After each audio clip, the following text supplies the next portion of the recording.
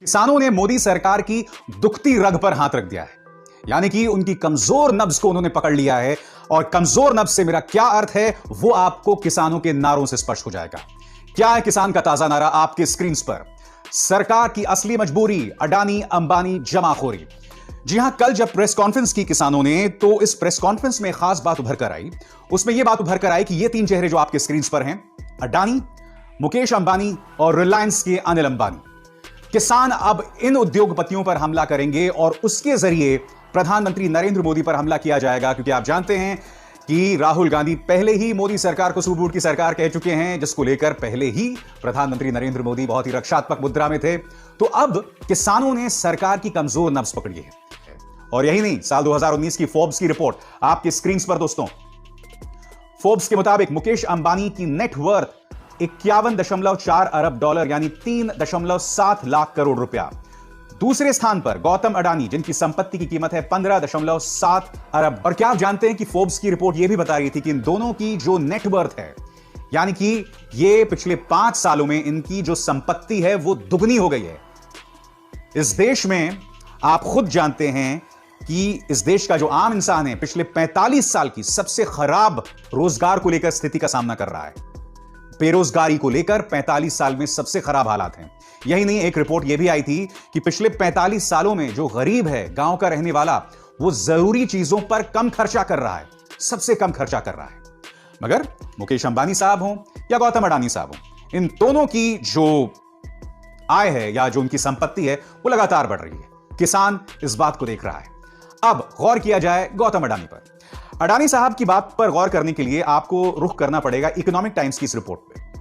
यह खबर क्या कहती है दोस्तों? यह खबर यह कहती है कि भारतीय नेवी ने 45,000 करोड़ की एक परियोजनाओं को लेकर टेंडर जारी किए थे, बिड जारी किए थे। अडानी ग्रुप के पास इस मुद्दे को लेकर कोई तजुर्बा नहीं है, मगर उन्होंने इस मुद्दे में बिडिंग कर दी, दावा खेल दिया। आप बताइए ना, जिस चीज को लेकर आपके पास कोई तजुर्बा नहीं है, उस चीज को लेकर आप बिडिंग कर रहे हैं। यह इकोनॉमिक टाइम्स में मनु पब्बी की रिपोर्ट थी।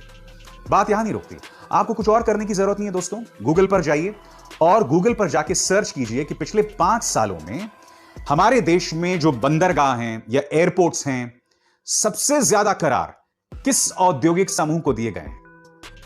जवाब है अडानी साहब। जी हां, स्ट्रैटेजिक पोर्ट से लेकर एयरपोर्ट से लेकर बहुत बड़ी तादाद में इन्हें हमारे जो हैं करार दिए गए हैं, चाहे स्ट्रैटेजिक पोर्ट्स हों चाहे बंदरगाह। किसान इस बात को समझता है।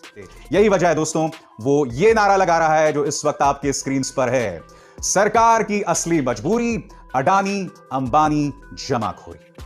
और अब मैं जानता हूं आपके जहन में सवाल होगा कि इस मुद्दे का राजनीतिक नुकसान मोदी सरकार को होगा या नहीं होगा।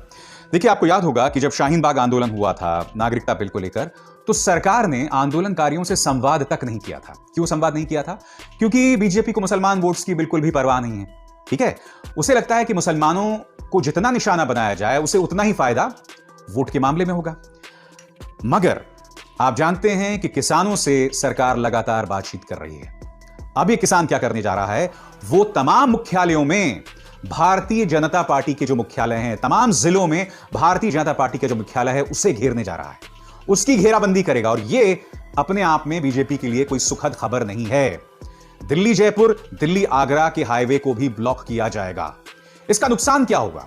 उसके लिए आपको इस तस्वीर पर गौर करना पड़ेगा। कल राहुल गांधी और सीताराम येचुरी, या कहा जाए कांग्रेस, वामपंथी दल और विपक्ष के कई दल राष्ट्रपति से मिलने गए। राहुल गांधी ने हमला बोलते हुए मोदी सरकार पर कहा कि आप किसान की ताकत को अनसुना नहीं कर सकते। सुनिए राहुल गांधी। ये जो बिल पास किए गए हैं, ये किसान विरोधी बिल है। प्रधानमंत्री जी ने कहा था कि ये बिल किसानों के हित के लिए है। सवाल उठता है कि अगर ये बिल किसानों के हित में है तो किसान सड़कों पे क्यों खड़ा है? किसान इतना गुस्सा क्यों है? क्योंकि इन बिलों का लक्ष्य प्रधानमंत्री जी के मित्रों को हिंदुस्तान का जो एग्रीकल्चरल सिस्टम है वो पकड़ाने का है। और किसान इस बात को बहुत अच्छी तरह समझ गया है। किसान की शक्ति के सामने कोई नहीं खड़ा हो सकता है। और सरकार को गलतफहमी में नहीं होना चाहिए। सरकार को ये नहीं सोचना चाहिए कि किसान हट जाएंगे, डर जाएंगे। किसान, हिंदुस्तान का किसान डरेगा नहीं, हटेगा नहीं, जब तक ये बिल रद्द नहीं कर दिया जाए। सरकार को गलतफहमी में नहीं होना चाहिए। अब आपके जहन में सवाल यह होगा कि विपक्ष लामबंद हो रहा है, किसान सड़क पर है, इसका फायदा होगा या नुकसान होगा? क्योंकि मोदी सरकार डरी हुई है, यही वजह है कि वो उससे लगातार संवाद कर रही है। मगर हकीकत यह भी है कि सरकार के पास एक तुरुप का पत्ता है। जब भी कोई उसके खिलाफ प्रदर्शन करता है तो उसे देशद्रोही बता देना, क्योंकि चाहे जेएनयू हो, चाहे छात्र हो, चाहे नागरिकता बिल हो, इनके पास एक ही तुरुप का पत्ता है कि भाई सामने वाले को देशद्रोही बता दो, एंटी नेशनल बता दो, पाकिस्तानी बता दो। और यही कोशिश किसानों के साथ की गई, यह कहकर कि इसके पीछे खालिस्तान है, ये खालिस्तान के मोहरे बन गए हैं। करना पड़ेगा महाराष्ट्र और उत्तर प्रदेश का। बनारस में जब विधान परिषद के चुनाव होते हैं तो यहां पर बीजेपी को हार का सामना करना पड़ता है। बनारस जो कि प्रधानमंत्री नरेंद्र मोदी की लोकसभा कंस्टिट्यूएंसी है, तो यह क्या जतलाता है? फिर हम रुक करते हैं महाराष्ट्र का, वो नागपुर जहां के स्थानीय चुनावों में पिछले 10 सालों से बीजेपी को कोई हिला नहीं सका था। वो नागपुर जो कि आरएसएस का गढ़ है, वो नागपुर जहां से नितिन गडकरी सांसद हैं, वो नागपुर जो कि गृह क्षेत्र है देवेंद्र फडणवीस का, वहां पर उन्हें स्नातक और टीचर्स चुनावों में हार का सामना करना पड़ा। जी हां, 6 में से 5 सीटें जो हैं वो अघाड़ी यानी कि जो गठबंधन है इस वक्त उन्हें मिली। यह क्या बतलाता है? तो ये तमाम अपने आप में प्रमाण हैं कि इस वक्त हम इस नतीजे पर नहीं पहुंच सकते कि इसका फायदा या नुकसान मोदी सरकार को मिलेगा या नहीं मिलेगा। यही नहीं, जैसे मैंने कहा ना, यह सरकार किसी भी हद तक जा सकती है वोट हासिल करने के लिए, और इसकी कोशिश भी इन्होंने की किसान आंदोलन से पहले उन्हें बदनाम करके, मगर वो शिगुफा काम नहीं आया। और यही वजह है कि इन्हें इस मुद्दे पर संवाद का रास्ता अपनाना पड़ा। मगर चूंकि तमाम स्रोत, तमाम ताकत इस सरकार के हाथ में है, अब देखना है ये कि आने वाले दिनों में पूरा जो रुख है, पूरा जो राजनीतिक घटनाक्रम है, वो किस ओर बढ़ता है। तो बोल के लिए आजाद है तेरे में बस इतना ही।